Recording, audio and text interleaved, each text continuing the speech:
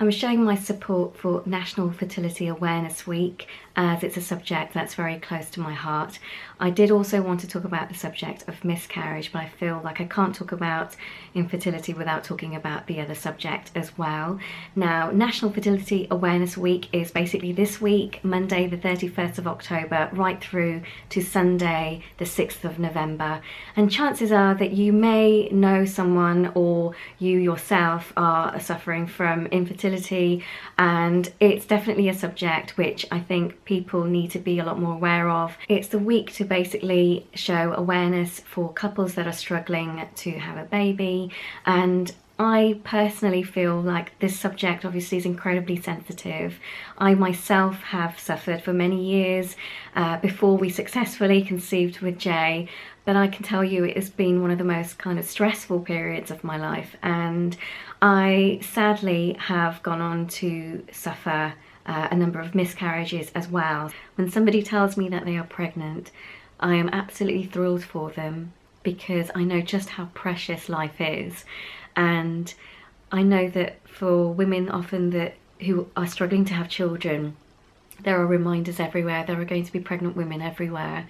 And there is I guess, and I've been through it, you kind of take a step back because you wish you also were able to have a baby. And there isn't anything that you can do about that. I don't feel any bitterness because it's not nobody's fault. I just feel that it is quite hard to get through it sometimes because often it's there at the back of your mind and you wonder if you'll be next. So I do fully understand that this is something which is so hard for women to deal with when they're going through, and you need so much support sometimes and you don't realise, but you do need people that you can kind of talk to, or they'll listen. They might not have the answers. I don't think it's easy for anybody who is on the other side looking at someone who is desperately trying to have a baby, not knowing what to say to them. It's hard. I've had a lot of things said to me like, well, you know, you've got Jay, so count that as your blessing, or possibly that, you know, it's perhaps a little bit late now wanting to have children into your 40s.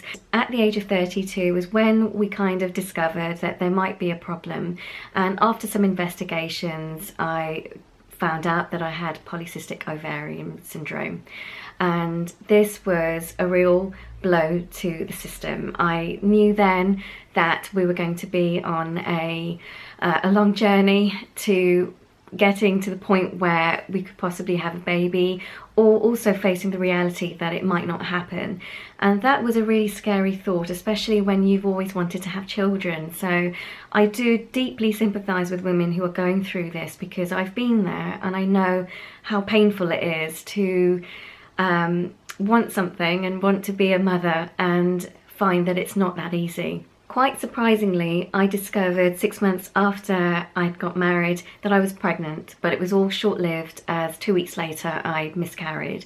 And at that point I was feeling incredibly low and just very lost, because it was a real sadness to watch yourself go through something which you're not really prepared for. So that was very sad, and after a lot of tests and a lot of investigations and treatment, we got to the point where we thought this wasn't going to happen.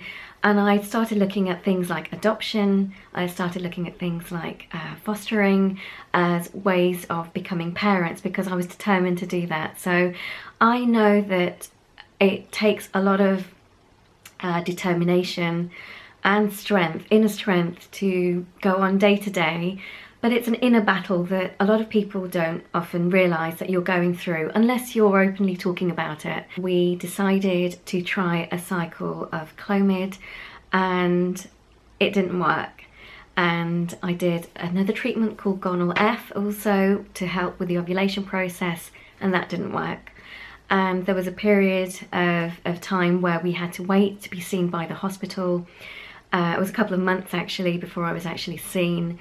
And at that stage we tried another cycle of Clomid, and to my surprise I got my 2 positive pregnancy lines, and I just felt elated. I couldn't believe that this had actually happened and I was possibly going to have a baby, because again, I was excited, but I was also so nervous, as obviously because of the previous miscarriage in 2011, I just didn't know how this was going to work out. In March 2014, I gave birth to Jay, and it was the most incredible feeling to hold a baby after going through years of worry and not knowing if you were ever going to have a baby to hold and to look after. So I just felt so happy, and it just was the start of feeling incredibly proud that I'd been able to go through a battle that a lot of people weren't aware of. Holding my son, I was incredibly proud. And now in present times, sadly, we have experienced secondary infertility, which has been really devastating, as in the last year I have suffered 4 miscarriages, which is quite a lot. I think it's the stats is something like 1 in 100 women have 3 miscarriages or more, so I am that one. I know that it has been incredibly difficult for me, because the last time round, which was in September, which was about 5 weeks ago when I suffered my latest miscarriage, I honestly thought that I was nearly there, and at 9.5 weeks I felt confident, but sadly it wasn't to be for me. I've kind of made inner peace with myself that we may not be having any more children, and that's okay. I know that that's perfectly fine, and I also know that when women who are struggling to have children hear about miscarriage stories like myself, I know that that can be quite scary and negative. Unfortunately, there's no way of knowing how things are going to work out. All I can say is that for me personally, I'm somebody who has quite a positive outlook on life, so I think I'm able to handle situations like this fairly well, although it's never easy at the time. I feel that it depends on the person that you are. We all cope with things differently. We all have our own sort of mechanisms. For me, it's about talking and writing down things. So I've written a blog post about my experiences, which I will be posting this week. So that's my kind of therapy. And I do feel that with miscarriages, it's a sensitive subject. I have made donations to the Miscarriage Association because I do feel like there needs to be more research done on this very sad subject, which affects so many couples. I think 1 in 4 pregnancies, from my understanding, sadly don't work out. So it is quite a high statistic, and it is never easy to deal with something like this. I went through days where I just didn't know how to feel motivated and to get up and carry on. But my motivation has come from my son, who is incredible. I have had a rough couple of weeks, you could say, and it's not been easy. I've had to do a number of things. I've had to return maternity clothes which I'd bought in advance. I had to return a baby names book and cancel appointments and cancel, phone pregnancy weekly update apps. And I've kept this top, as this was the top that I was going to wear in April next year.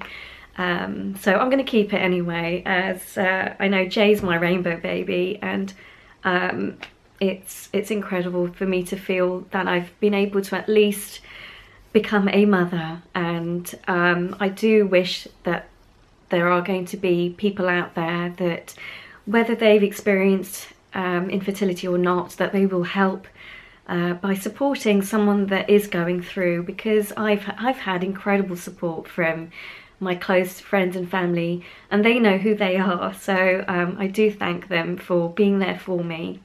One of my lovely friends in particular sent me a really lovely box, and she gave me lots of things like this, which is there's a little candle called Angel Wings, which has meant a lot to me, and things like tea, lovely bedtime relaxing tea, and chocolates, and this book as well, The Alchemist by Paulo Coelho, I think that's pronounced. I hope that I've been able to help, even if it's one person who's watched this, in showing my support. And please feel free to leave your comments, as I've said in lots of my videos. I would love to read them, and I'd love to hear about your story as well, as I feel like, you know, this whole sharing is caring. It's really important, especially with something like this. Thank you very much for watching this video.